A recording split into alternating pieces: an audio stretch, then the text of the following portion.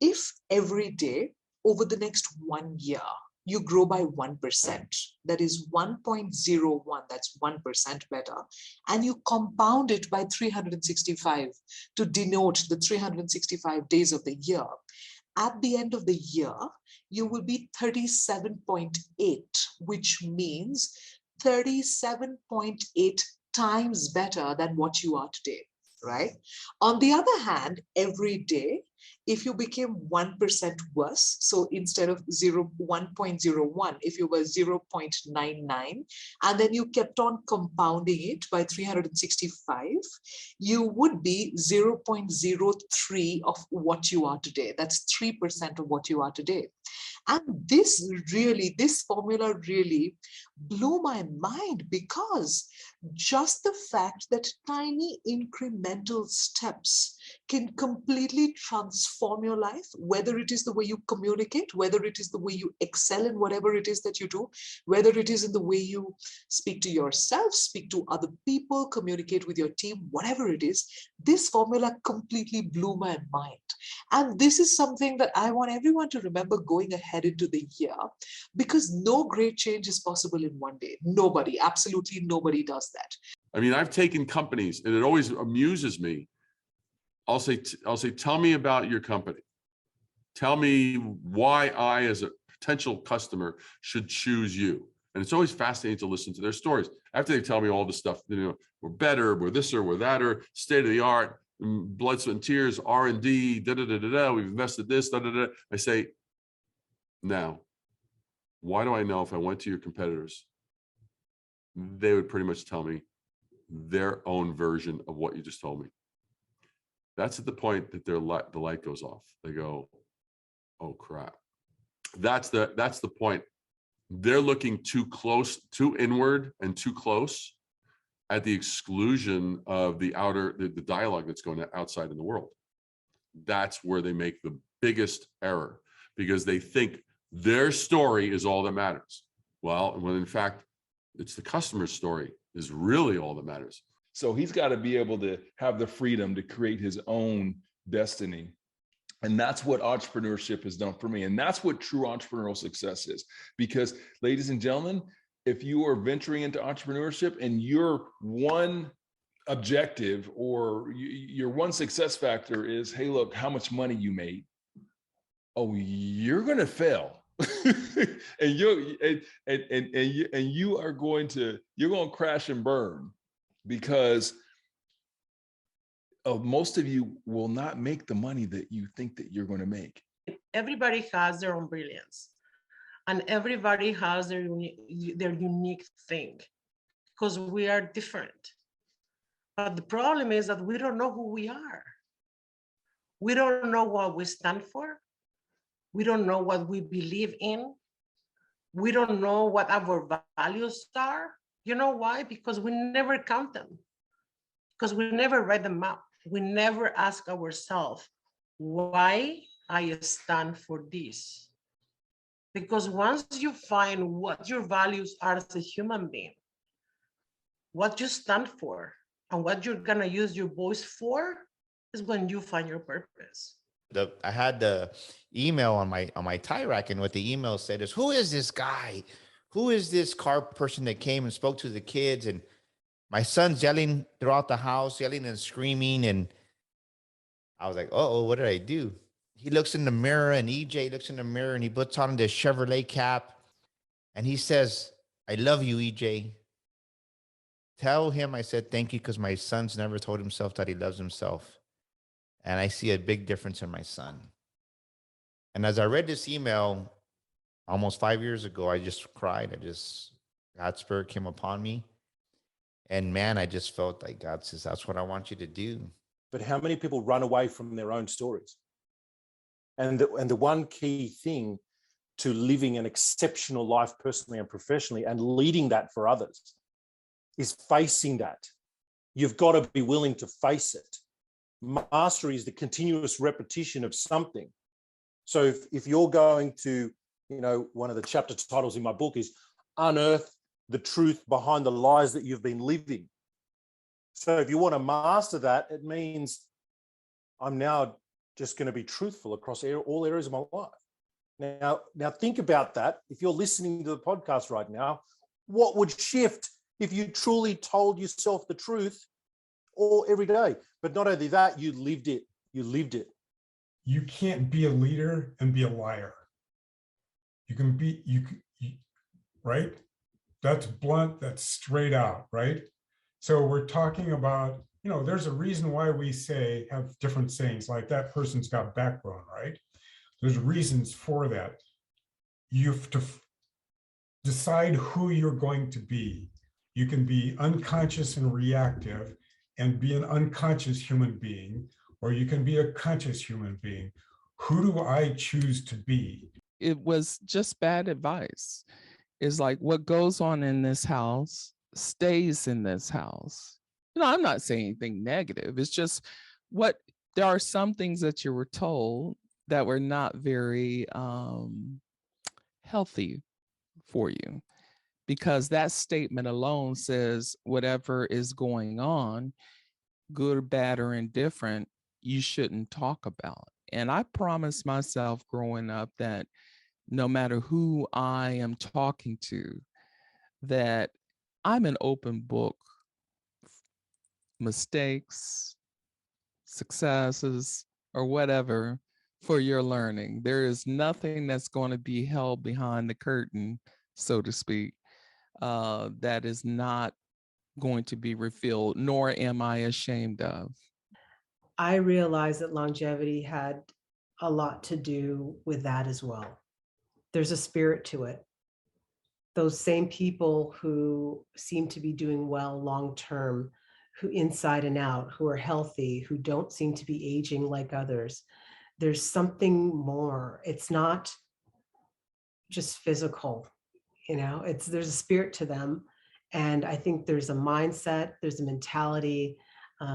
Again, there's a humility, ego's out of the way for some of them, and they're just loving life and just trying to create great things and help others and spread good news and all that good stuff.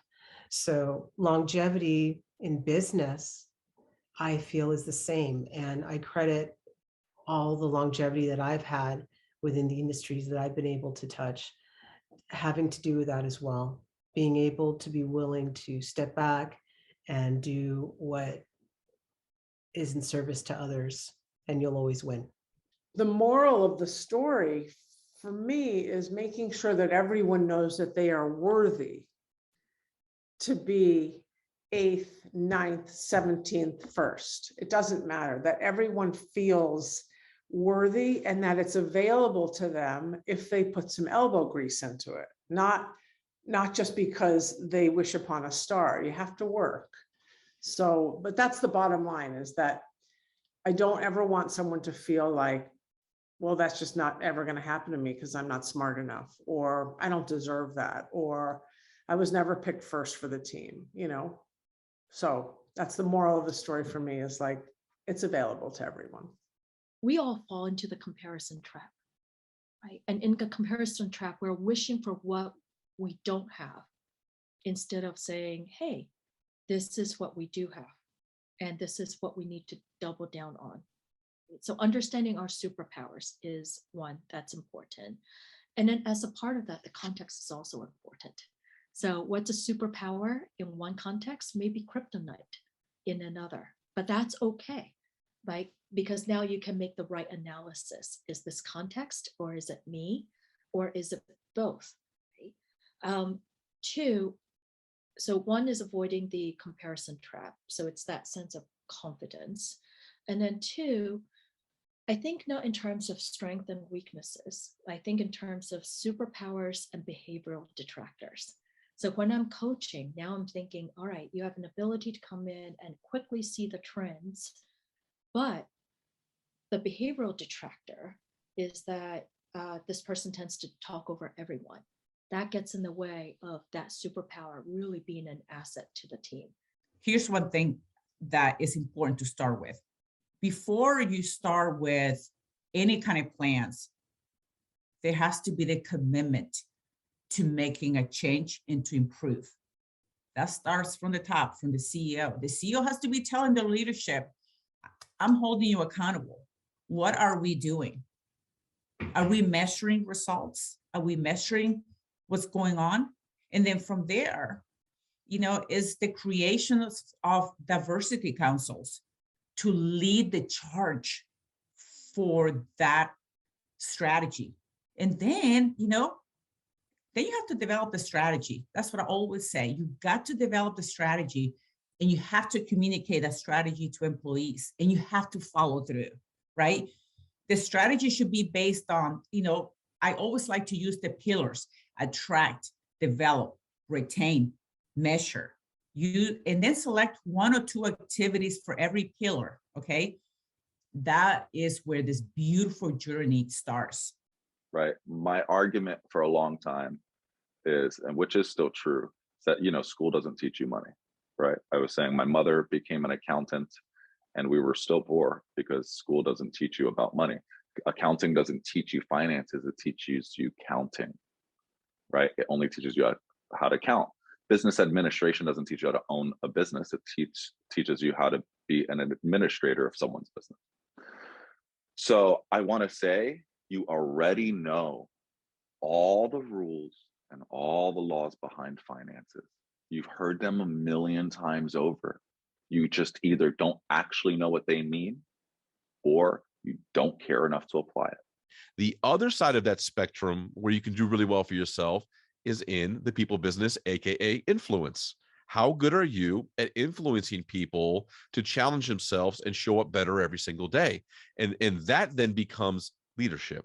And that allows you to then lead locally, small teams, then larger teams, and eventually organizations.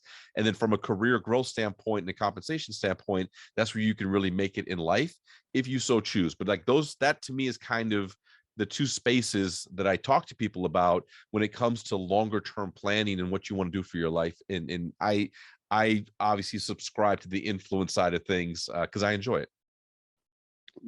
As a leader, you should constantly wanting the best for your people, whether that's here at the current company or somewhere else. And that's just really taking an ownership in what they want to do. What do they want to do next? What's next for them? Even if they say, Dave, I'm good. I don't need to learn anything else. No, I see you doing this and this and this, 5 years down the road, I could see you in this position. Could you?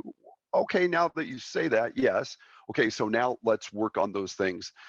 By doing that, you become not just a leader, a boss. You do in fact become a leader. They're more loyal, and I'm not trying to trick them by doing that, but being a genuine leader allows you to actually be a leader and not just a boss. A boss is concerned with you staying with our company, and that's it. Don't want you going, nowhere else. Or a leader wants it for you. And those are relationships that you take forever, regardless if you leave or they leave. And I think that's, what true leadership is really about. A network is more of a number. A community is more of a feeling. And it's also taking that number. I mean, if you don't have a relationship, it's all about relationships, and communities are relationship oriented, helping each other, supporting each other, having common goals, having common values. And you don't really get that necessarily from your network. Somebody else was the reason why I couldn't start, or my environment is the reason why I'm not starting. And now I'm just like, okay, after studying, after learning through the trials and tribulations of life, not just my life, but the lives of others, different mentors, listening to stories like yours. I'm like, man, it comes from inside. It comes from within first. I can't make a change in the world if I'm not willing to change myself. Having a flexible leadership approach is a key component to being a good leader right now. Our whole lives, I feel like it's been the other way around. It's like we need to conform, we need to change our actions to match the leader's style. It's where that hasn't worked, obviously, but that's why we have the Great Resignation. But it has to be the other way around. So the best thing leaders can do is really have a situational approach with each employee. If you want your employee to belong, you have to get to know that employee as their unique self and tailor your approach, your leadership style to help support that employee. So that's number one. Leadership for me is not something that you can do to people. You have to take the people with you, don't you? So it's a little bit like in coaching when we say you can't do coaching to someone. You can't coach someone to make them do something that you want them to do. They've got to want to do it.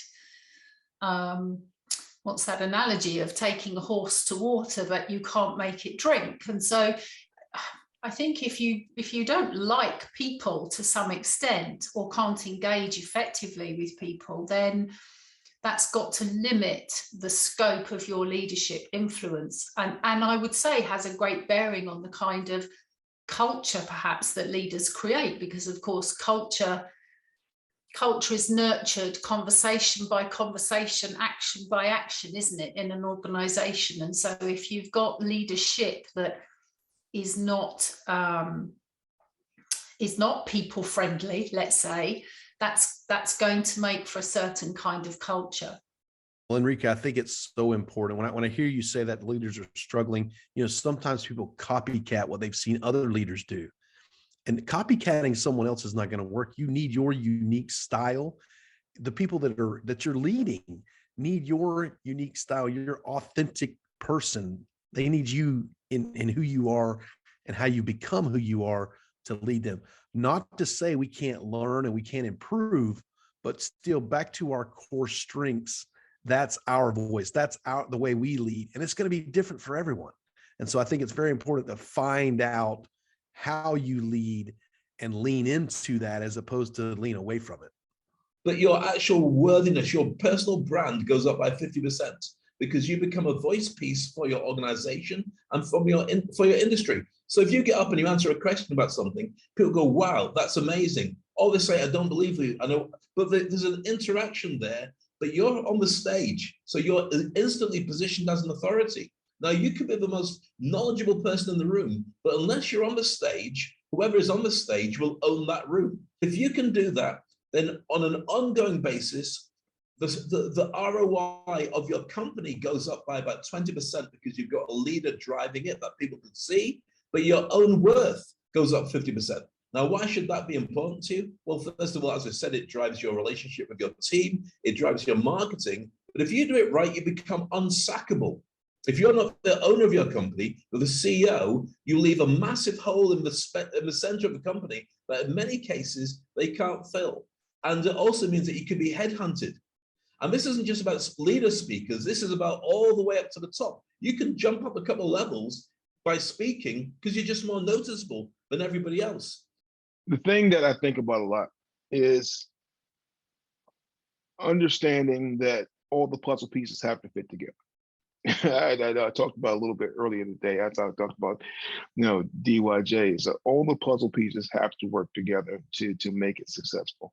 You can't skip steps like you talked about with your son. I talked to my son the other day, and he had a math test, and he did really well in the math test. And he said, "Yeah, I just filled in the blank and guessed on some of those things, and it worked out." I was like, but you cannot run an organization guessing that this is going to work out, because 9 times out of 10, that's not going to work out the way you think it's going to work out. Leaders at all levels, I don't care if it's the chairman of the Joint Chiefs of Staff, the SEAC, all the way down to the lowest first line leader or whatever it is. To be effective, you have to balance things in regards to your troops, which means things like accountability and empathy. There has to be a balance there. And if there's an over accountable and unempathetic kind of approach by a leader, they're probably going to have challenges. And then vice versa, if it's the other way. Another way it could be said is a balance between discipline and compassion. And it's got to be a balance. And that's why leadership is an art. And so I see leaders that try to have this imbalance. And when you have that imbalance, your effectiveness will get hurt and your reputation can get tarnished in terms of what you are as a leader. Whether you are a micro business or you are running a Fortune 100 business, you setting the example as the head affects what all the other members do, right? So why not set an example where people can thrive, where they know that they feel valued, where they are heard, where they feel visible, and they feel they belong. What is there to lose? There's only something to gain when you allow for that experience in the workplace. So first, I would like to emphasize on the fact that that self-awareness, that self-awareness, that authentic self-awareness is a big thing on itself. Because see, in the model, we have 3 meta factors, so very high level qualities: awareness, integrity, and effectiveness. Now, so you always, as a human being, you always dance between a degree of awareness to a degree of effectiveness, and what sits in the middle is integrity. Yeah, so it's like I look into myself and then see what are those troubled sides, troubled parts, what are those shadows, we call them, what are those areas that are compromising my integrity. Hence, it impacts effectiveness and workability. Yeah. Most of us focus on imperfection. Even as leaders, sometimes we focus on imperfection and we forget that the spelling itself of imperfection is I am, right? So it says I am perfect.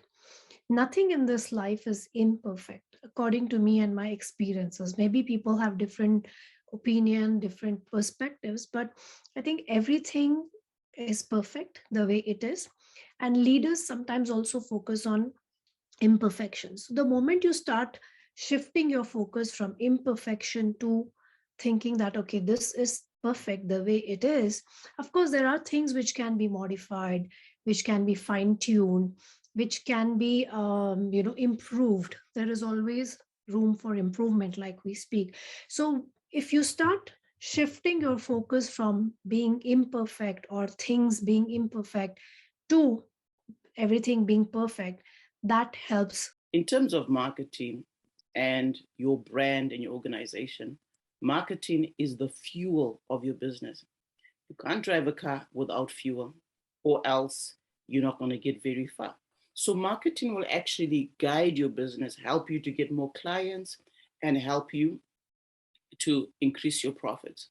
Now you're watching this and you're a CEO. I need to let you know that without building a strong global brand, in terms of your competition, they will always be ahead of you. And let me tell you why.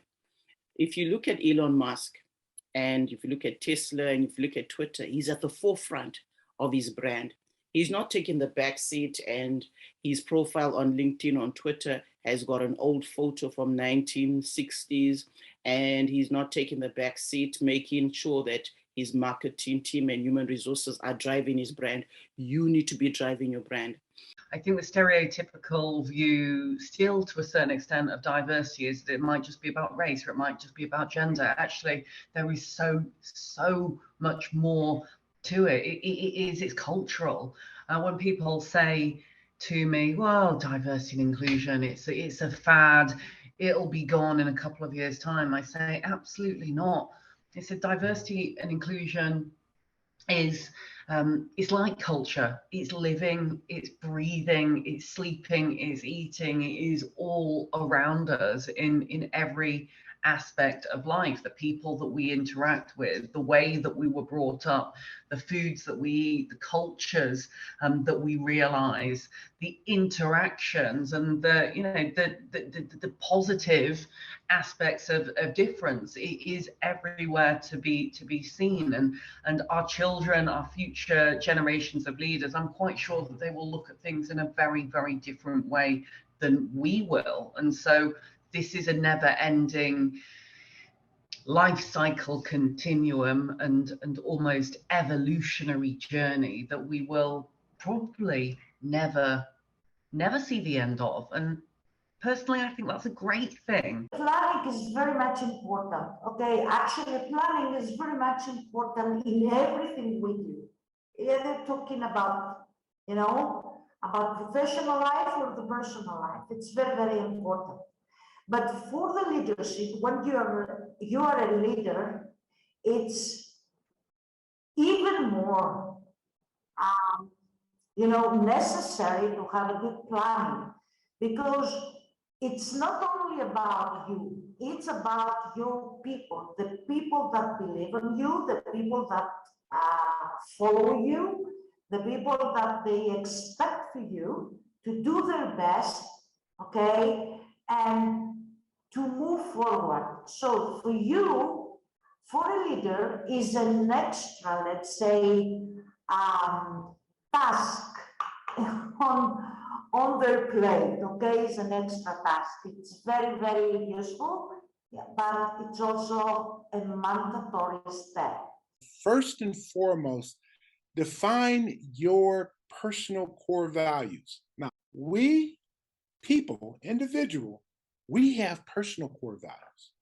And you may not think about it, but I've always said to people, and this is part of what I contribute to my success, that once I started molding my own personal core values and what's important to me, or the other way I looked at it was, if you're really serious about wanting to be Master Chief Petty Officer of the Coast Guard someday, what are you gonna do when you get there?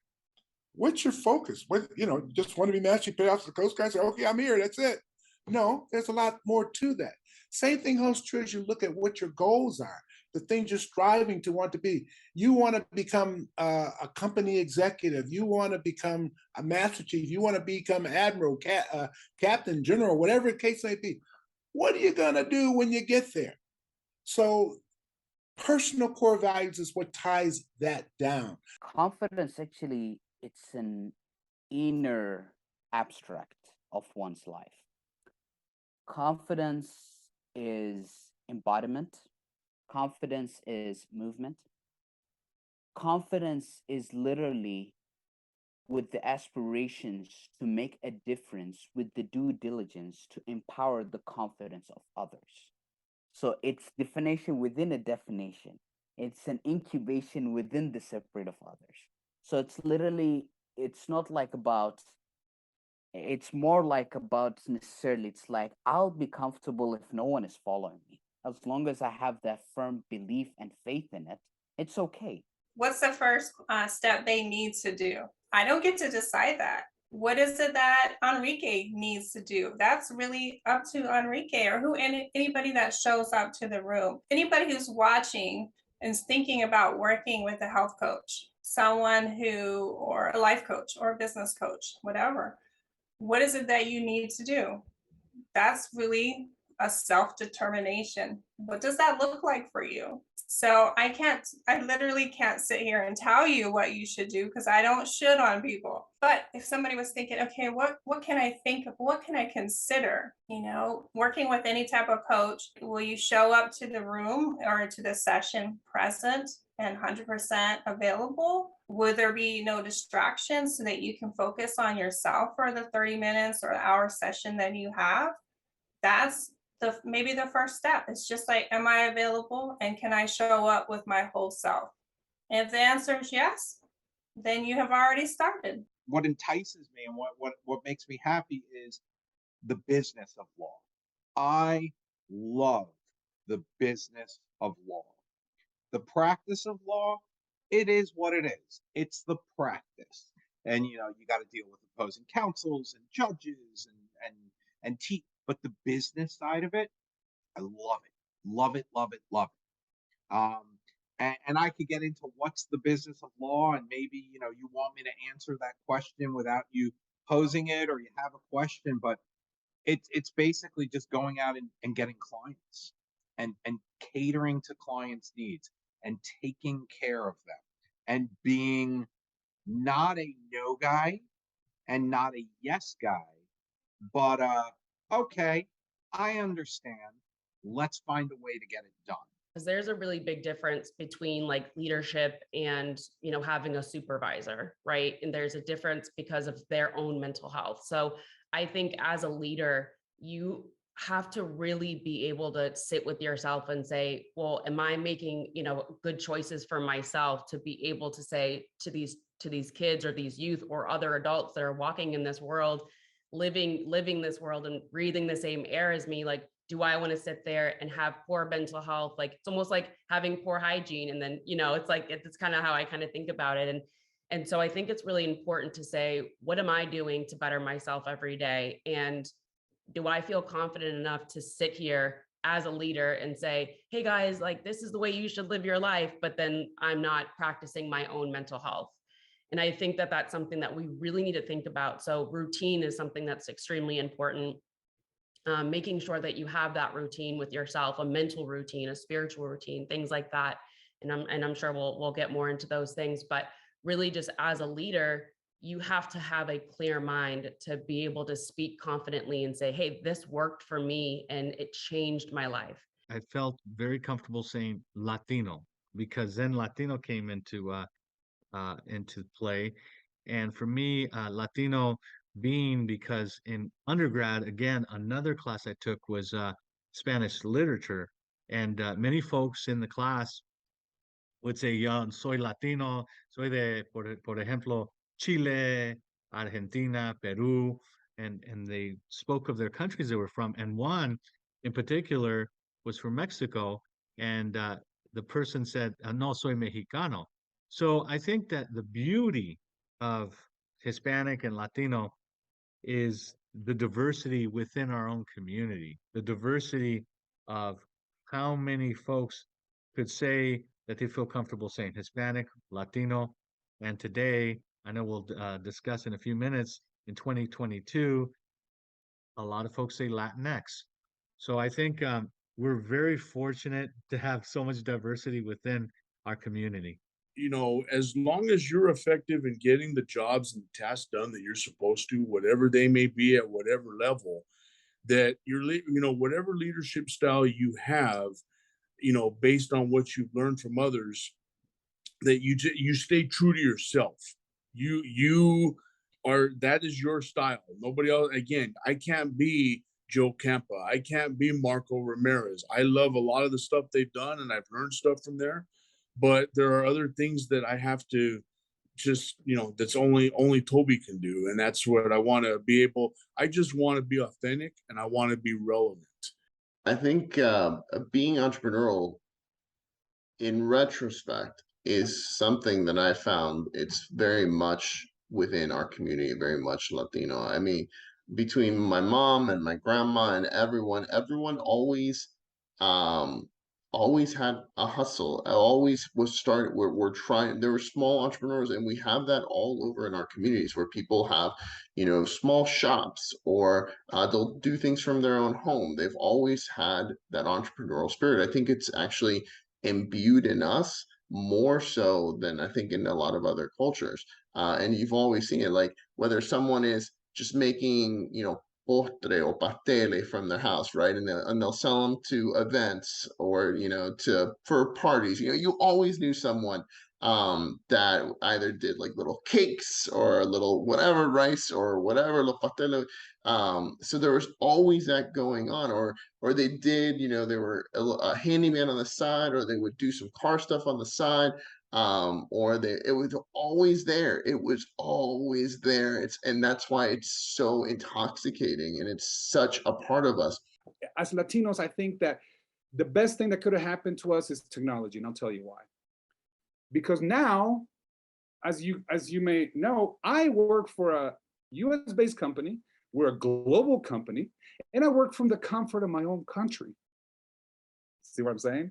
So this is wonderful for Latinos because now we can learn English, and now we can learn technology and get remote jobs and live where we want to live. If we want to live in our own countries because we love our tradition, we love our culture, we love our language, we love our people, we love our food, we love our dance, and we don't want to give that up because that's a lot to give up for money or for a place that's not going to recognize any of that. Okay, Anywhere you go that's not going to recognize that is going to be a lot of sacrifice for any Latino. So this is the reason why I think it's wonderful to know that now Latinos can learn English, learn to code, which is what I promote, and within a year be working for a company around the world. So there's three things that I've learned from fellow chief petty officers and first classes that I think have been crucial to me, and I call it a rip effect now. I often say I served in Hawaii 10 years. I call it a rip effect, but I don't know how to serve. But number one is relationships. Relationships. Building relationships, it isn't just about, building relationships in the military, right? Your home, your relationship at home has to be strong. Your relationship with your God, right, has to be strong. Then your relationship with your fellow teammates, your chiefs, your first classmen, your blue shirts, your officers, that needs to be strong. And that relationship, as you form it, becomes a matter of getting different ideas and different way of doing things. The tighter the relationships are with other people, the more you learn from others, and that's going to affect your leadership style. So that's the first R there. But I think that's what happens. We lose touch. We're so involved in everything else other than what's going on with our child. And not every parent. I'm just saying from what I've heard, from my experience and what I've seen firsthand, it takes a lot to invest and be present with your child when you're constantly tired. There's a process in state of being vulnerable, and there's a process that takes place where someone has to feel comfortable with embracing that. I think when you show leaders, there's another way, because when I look at the term leadership and I look at what it means, we have the opportunity to mold greatness. Most leaders don't take that as a how could I say? Most leaders don't take that on as an honor. A lot of leaders that are in these positions take it on as a chore. I think it's kind of looking at ourselves as well. What sort of leader are you? Are you emotionally balanced? So how do you want to influence others? How do you want to come across? And always someone who's authentic, you're yourself, you're speaking simple language that people understand. And succession planning, I think, is very vital in terms of shifting from the negative to the positive in anything, whether it's politics, whether it's management. This is where we're at. Where do we want to go? So if you include people in that conversation and then plan together positively, I think it can help you, because most people want positive outcomes. Going back to the basics, it's a term that I really started hearing as SEAC, and that's one thing I had buy-in, because I've seen things in the across the armed forces that we were falling short of the mark, and you relate back to our earlier days in the service to say we wouldn't have a problem with this at all. What is the problem? Well, it's we've lost that basic, and part of the loss was that some of the older generation of leadership wasn't attuned to the, let's say, technology-driven soldiers, Marines, sailors, airmen, and Coast Guardsmen, and National Guardsmen, and so there was a hit and miss there. It's not necessarily back to the basics, but rather bridging the basics, and it's the bridge of the basics between an older generation where things may still apply and work to a new generation where we are not completely savvy with or how to engage or relate to, and it's bridging both of those to today's joint force. A lot of it is because you hear experts tell you you need a site, you should get a site, but they don't really go into the value of what the website should be for you. And number one, it should help you create and build credibility, especially online. There's so many people that do the same thing. Depending on what industry you're in, it's always going to be a bunch of folks who do something similar to what you do. So now how do you really stand out?